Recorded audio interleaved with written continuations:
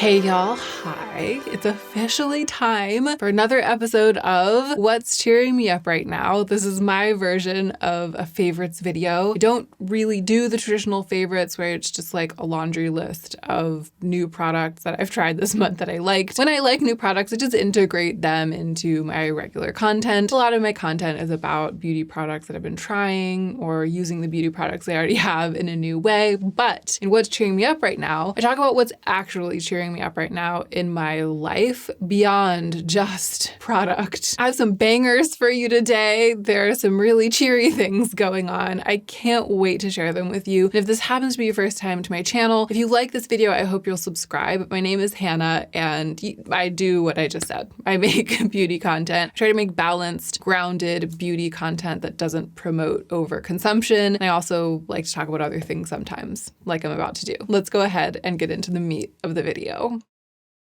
All right, what's cheering me up right now? Number one, it has got to be Joe's podcast, The Banging of the Shrew, which we call BOTS in the house, the acronym BOTS, Banging of the Shrew. And I was like, should we call it BOTS on social media? And we were like, maybe it's a little bit confusing because it sounds like you're talking about robots. But it's really hard to stop calling it BOTS because we've been calling it BOTS for years. Now, if you watch New Makeup Releases Hot Takes, the last one that I filmed, you'll already know all about this. And so I'll try not to say all the same things again. But I know that there's some of you who don't watch those videos because you don't really watch the makeup content as much as the other content, and I want to fill you in if you're one of those people. My husband Joe has been working for years on this highly produced fictional podcast. It's a podcast version of a play that he wrote that is a retelling of The Taming of the Shrew, the Shakespeare play, set in a brothel instead of a noble house, and all that that implies. It's extremely smutty, lots of bad words. Use your headphones. And if you're not into that, then don't even try it. It's written in the style of Shakespeare. And it's absolutely wonderful. I mean, if you've listened to it already, you know. Those of you who have already listened to it, you know. But back during New Makeup Releases Hot Takes when I was talking about it, it was just coming soon. It was like 2 weeks from now, Joe's going to release the podcast. Now, as I sit here now filming this, the first episode has already dropped. It's available on all major podcast platforms. You can download it. And I listened to the first episode. I've heard most of it in bits and pieces over the years, but I hadn't listened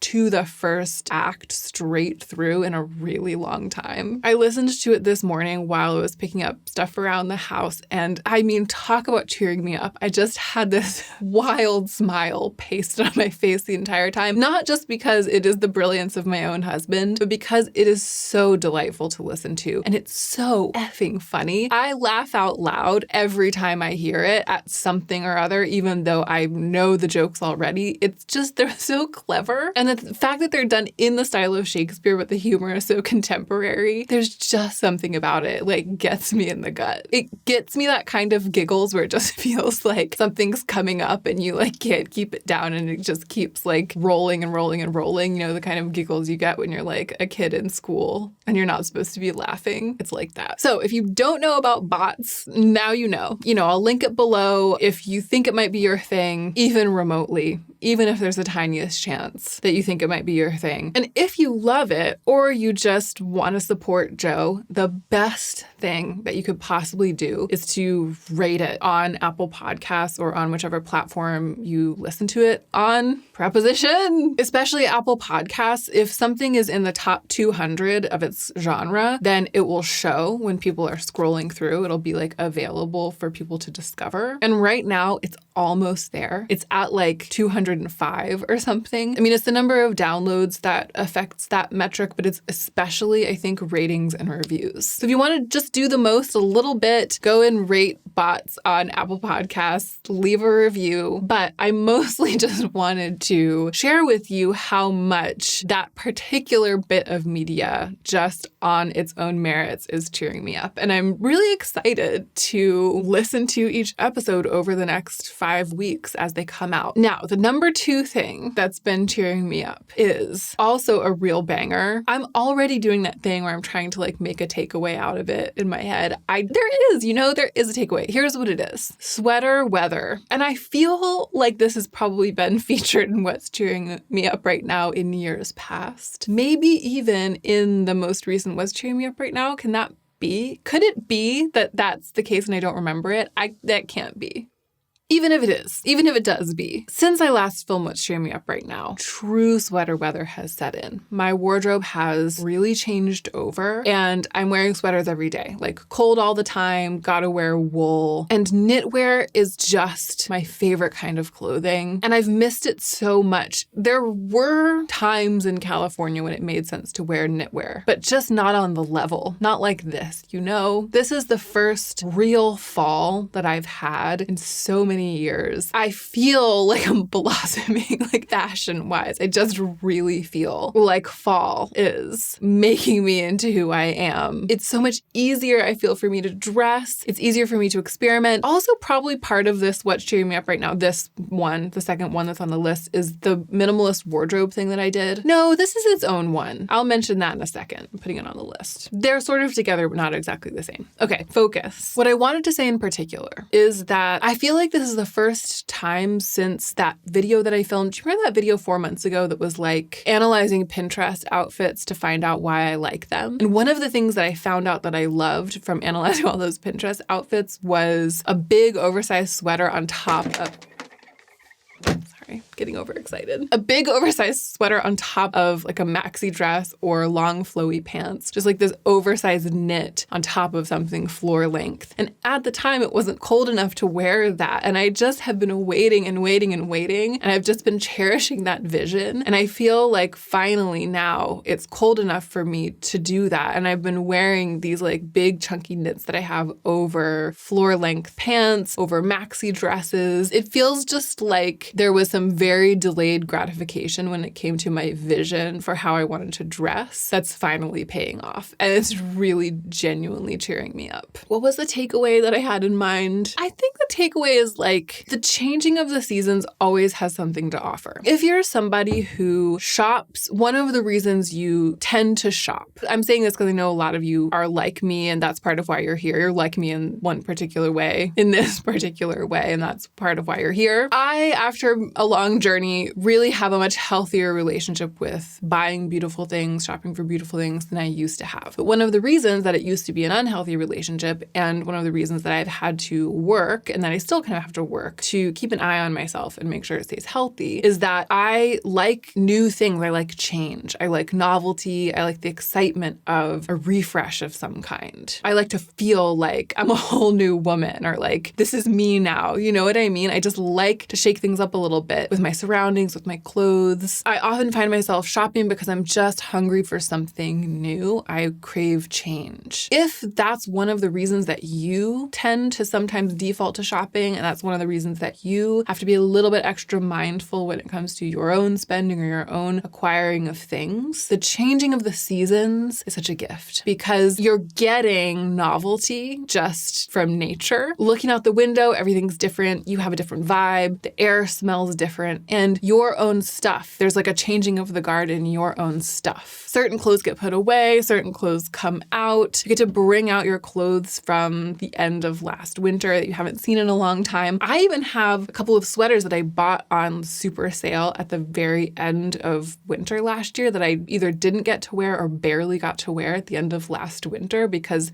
they were on sale because it was already getting hot. So it's like brand new things that I'm finally getting to wear. And it just feels like opening a whole bunch of presents, both the sweaters I haven't really gotten to wear and the ones I've worn winter after winter after winter. I haven't seen them in a long time and I want to wear them in a long time. And you know, I've lived in California the whole time I've had a YouTube channel until now. And so I think I hadn't really been able to put together how useful this moment of the season change can be for those of us who struggle with this love of the new and who appreciate change on a fundamental level. And I'm just feeling really grateful that I am here, that I am where I am right now, and that I am able to experience this shift into fall and then, you know, the changing of fall into winter, and that it is going so far to sate my desire for novelty. Let's talk about the minimal wardrobe video, last minute addition to the list. I think a lot of you have sort of sussed this out at this point, but most of my videos are like this, right? A little bit chattier, more natural, more personal. And what I've started doing is cooking up these more highly engineered videos. They take a lot longer to make. They have a lot of B-roll in them. There's more visual interest. They're a little bit more snappy, more produced, pictures flying in and B-roll overlaying me talking all of this stuff. One of them was the one about getting dressed, you're doing it wrong.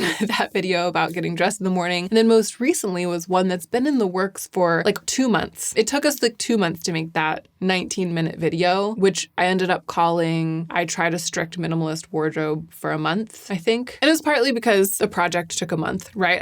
I changed over my closet and I lived with it for a month. And then we filmed the other parts of the video and then we had to put it all together. The editing takes a lot longer on those kinds of things. So all told, it ended up being 2 months in the making. And actually, the next thing that was going to be on my list has to do with that. So I'm actually going to skip to that and then we're going to come back to the minimal wardrobe. So another thing I'd written on this list was that it's cheering me up to be making some fashion content on my channel. And this is the important part, actually, having it perform okay. Because it used to be that I would make fashion videos every once in a while and they just weren't up to snuff in terms of the numbers. Like people didn't really want to watch them. And at this point, I know there are some of you who much prefer the makeup content, you're not that into the fashion. But I think there are also some of you who much prefer the fashion content, you're not that into the makeup. There's some of you who are here for any number of reasons that aren't fashion specific or makeup specific, but you're willing to watch the fashion content. And some of that fashion content has been getting sent out into the YouTube world and shown to people who aren't subscribed and probably never will be. But they're like figuring out how to title things or shape things so that the videos are worth making, basically, in terms of keeping the channel chugging along healthily. And there was a while there where I really, really wanted to branch out into fashion content. But every time I did it, it looked on the back end like it wasn't going to be sustainable for us and that I was going to have to just stick to beauty because beauty was all anyone wanted to see me talk about. Over the past couple of months, some fashion videos have really hit,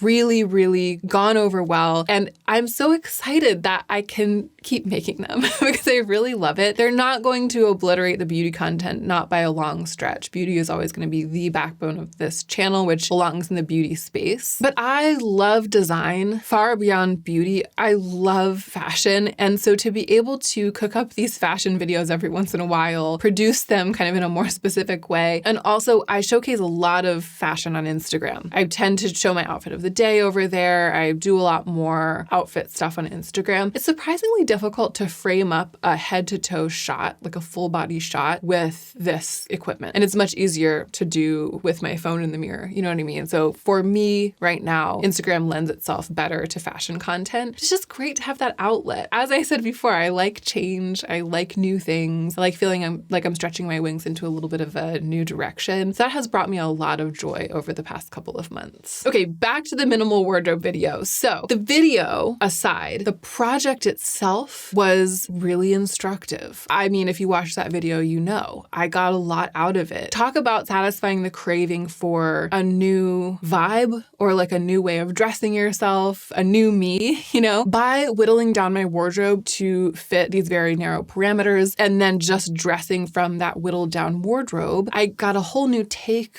on my closet. I did feel like I was presenting a whole new me, but it was from taking things away rather than adding them. And then on the heels of that month-long project, all of my knitwear came out to play. So I just feel like the past couple of months have been this bonanza of newness for me in the way that I'm dressing myself, the way that I'm feeling myself, but not because of buying stuff. And it's not as though I haven't bought anything over the past couple of months. I did buy a new bag, that white belt bag. If you follow me on Instagram, you'll have seen it. So beautiful. When I showed it to Joe, he was like, "That's a fanny pack." And I was like, I know, but fanny packs are like completely in. It's not just like they've returned momentarily and it's a passing fad. They are like in the center of accessories, kind of permanently, I feel. And he was like, "That's a fanny pack." And I was like, I know, but this is what we're doing now. Everybody. Then he found out that some people call it a bum bag. And now every time I wear it, it's just bum bag, bum bag, bum bag. It's all he'll talk about. He's like, "Oh, you're wearing your bum bag." And I'm like, yeah, because I know what's cool. And this is it. And he's like, "Okay, bum bag." We love each other. I also bought some secondhand clothing. Actually, this sweater, I got this at a designer consignment shop. But this is just to say, it's not as though I have created a bonanza of newness entirely out of what I already had with absolutely no additions of anything new. There have been a couple of new things coming in to just set everything off. But primarily the feeling of novelty and excitement, and the feeling, you know what it boils down to? I wake up in the morning and I'm like, what am I going to wear today? Like, I can't wait to get dressed. That is primarily coming from stuff I've owned for a long time, the way that my new closet looks. So the way that my whittled down closet looks with all of the maximalist stuff removed, the fact that the seasons are changing and that I have had this vision for a long time of the way that I would wear sweaters and I'm finally getting to wear them that way. The fact that I'm making fashion content now, so there's somewhere for that inspiration to go on these platforms. It's primarily coming from all of that and not coming from me having bought new stuff that I'm now excited to wear. Okay, leaving fashion behind, leaving the things that I've been doing behind, actually, and moving into the media consumption moment in the video. I think the last What's Cheering Me Up right now, I didn't really have anything that I have been watching or reading that I was really into, but now do I ever. And this isn't new to me. What it is Young Royals. I don't think that I've talked about it before on YouTube. I think that I found it, watched it the first season, peed my pants over it, like loved it so much, and then moved on to other things, all during a time when I was like between What's Cheering Me Up right now. So it never made it into one of those videos, but I'm here to tell you about it now. Here's exactly what it is. Literally exactly to a T what it is. It's like if Heartstopper and The Crown had a baby. But it's a Swedish baby. Need I say more? I think not, actually. Just imagine Heartstopper and The Crown having a baby and it's a Swedish baby. Exactly what you're imagining is exactly what it is. It's a show on Netflix. I watch it with the subtitles. You can watch it with dubbing, but I watch it with the subtitles because I like seeing the actors deliver their lines because they're so good. These actors, these kids, they're so good. The reason it's cheering me up right now is that season 2 just dropped, and the creepiest thing happened a couple of nights ago. Randomly, I was doing something else and I started thinking about the final scene in the final episode of the first season of Young Royals. I'm not going to give any spoilers away, but just the final like 5 seconds, the way that they end the series is such a serve, and it gives me chills every time I think about it, and I love the way that they did it. And there's a song that goes along with it. So the song got in my head. I was thinking about that moment, as I often do, and thinking about how well executed it was. I started thinking, isn't there a season 2 that was supposed to be coming out? Weren't they filming it? I wonder if it's gonna be released soon. And I looked it up on the internet and it was like the next day. It was dropping at midnight on that day that I was thinking about it. Spidey senses. I feel like I'm a little bit clairvoyant, right? Maybe just specific to Young Royals. Needless to say, I set aside some time the next day to take a bath and watch the first episode. I'm currently only halfway through. They released all 6 of them at once. I'm trying not to watch them all too fast because I just love it so much and I want to make it last as long as I can. If you like The Crown, I think you'll like it. If you like Heartstopper, you will definitely like it. It's grittier than Heartstopper, just as it would be if it was mixed with The Crown, right? I don't need to go into it any further because it's just, I've told you all you need to know by citing those 2 shows. Just watch it. That's kind of all I've got for entertainment. Is it? That's all I've got for entertainment, where I'm just like, I love it with the passion of 1,000 burning suns and I need you to know. But I have enjoyed some other shows over the past month or so. I watched Sandman. I think one of you recommended in the comments, maybe on my last What's Cheering Me Up right now, when I said I didn't have anything to watch. And I really did enjoy it. I really loved it. So yeah, that definitely cheered me up for a while there while it lasted. But that might kind of be it for television. I am intrigued by the book that I'm currently reading, but I just started it. Dare I recommend a book that I haven't finished yet? Maybe I can just say what it is. It's Gideon the Ninth. Have any of you read Gideon the Ninth? I was talking to my friend Shori and she was like, you have to read Gideon the Ninth. And I had just read Dune for the first time ever, which was quite enjoyable. But then I started the second Dune and I just wasn't taking, it wasn't giving me what I need, which is this. My book that I'm reading, I need to be so excited about it, like so deliciously excited about it, that I can't wait to get in bed and start reading it on my Kindle at night, so much that it keeps me from wanting to look at Instagram, to bring my phone to bed, or to bring my computer to bed. Like the prospect of reading the book has to be better than the prospect of being on my computer, being on social media in any way. And Dune, the first Dune it was good enough. But the second Dune, it was starting to like lose me. I was starting to be like, maybe instead of reading, I should just see what's going on the internet, you know? And that will never do. That will absolutely not do. So I kind of did need something else. And Shori was like, you have to read Gideon the Ninth. And I was like, what's it about? And she was like, it's about lesbian necromancers in space. And I was like, sold. And so far, that's kind of all I know because I've been so tired lately that I keep falling asleep. I can't make it past the first chapter, but I also know that the writing is absolutely delightful. I am absolutely excited to read it way more than I am to be on Instagram in the evening. So it's fitting the bill. Shori's also the one who introduced me to N.K. Jemisin back in the day. So, you know, she knows what she's talking about. So that's my literary recommendation. And that's kind of it. There's one more thing that's been cheering me up that I'm going to tell you about briefly because it is a thing that you buy. And I usually like to keep these videos about other things, but it's not a beauty product and it's not clothes either. And the degree to which it's been cheering me up is pretty dramatic. So it's this company East Fork that makes these beautiful ceramics. And I'm actually drinking out of one of the mugs right now. When we unpacked our stuff, and it had all been in storage, right? During like the year and a half that we lived with our friends, we unpacked our dishes to find that it wasn't quite a sufficient collection. Right? We needed some glasses. We needed just a couple of plates and bowls to fill in the gaps. And we needed a couple of mugs to fill in the gaps. I looked around and I found this company, East Fork, which is based in Asheville, North Carolina, where my family is from. A large part of my family is from. Y'all, the shapes, the glazes, totally not sponsored, by the way. They have no idea who I am. I'm just another obsessed East Fork customer who bothers them by tagging them on Instagram, honestly. I mean, East Fork has a cult following. They don't need me to be talking about them on the internet.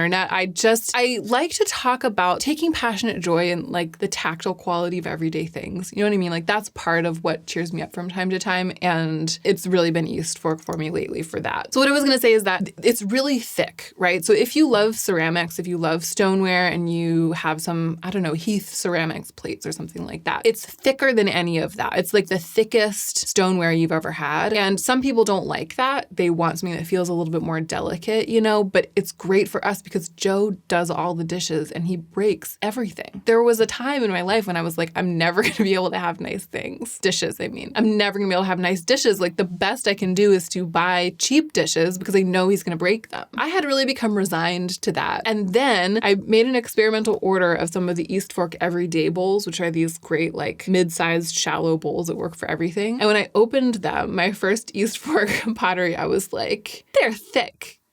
Like it just, I mean, if you drop them on the ground from a great height, then they'll break because it's ceramics. But that's not what happens with Joe. He like chips things in the sink. Things clang together and they get chipped. Like the little thin porcelain rims of bowls get chipped, you know? And these are just they're not chipping. So I have slowly, this has been going on for months, by the way. It's not as though I have all of a sudden spent a bunch of money at East Fork because it's not budget dishes, okay? But I have very, very slowly over the past over the past 7 months been buying a piece here and a piece there from East Fork. And most recently, they had a limited edition glaze, this red. It was limited and is gone now, so maybe I shouldn't even be mentioning it, but I got a mixing bowl. It's the most beautiful thing I've ever seen. I'll put a picture in. I'm going to cry. I'm mentioning it here because truly a thing that's happening to me is that when I'm spiraling, I just think about that red mixing bowl. It's like the last ditch effort and it works. I'll be like in the middle of the night, dark night of the soul, can't sleep. And I'll be like, just think about that red mixing bowl and how beautiful it is.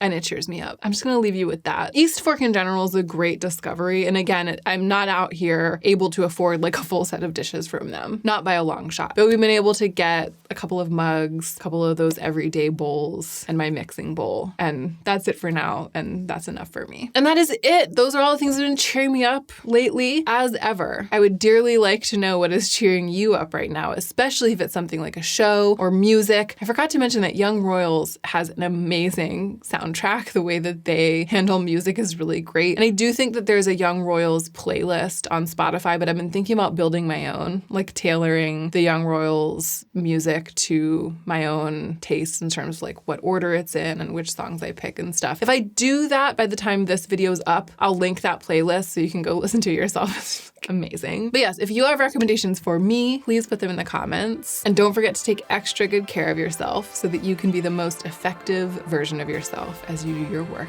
in the world.